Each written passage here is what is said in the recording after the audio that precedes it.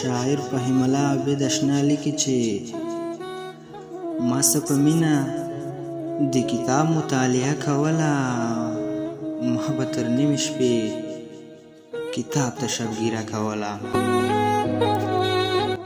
ما څه په مینه د کتاب مطالعه کوله، ما به تر نیمې شپې کتاب ته شبګیره کوله. له ډېره غمه له کتاب سره ویده به شومه، له ډېره غمه له کتاب سره ویده به شومه.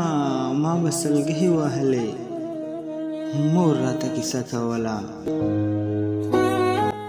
کتاب ته ناست وم تر سهاره یادېدلو مې نه، کتاب ته ناست وم تر سهاره یادېدلو مې نه.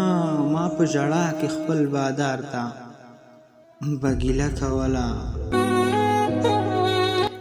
ما به درسونه په ژړا او په سلګو یادول، ما به درسونه په ژړا او په سلګو یادول.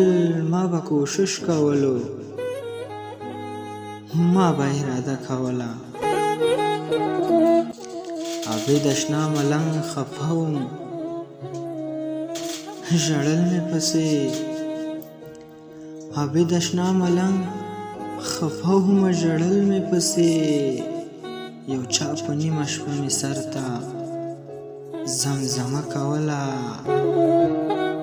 ما څه په مینه د کتاب مطالعه کوله، ما به تر نیمې شپې کتاب ته شبګیره کوله. ما به تر نیمې شپې کتاب ته شبګیره کوله.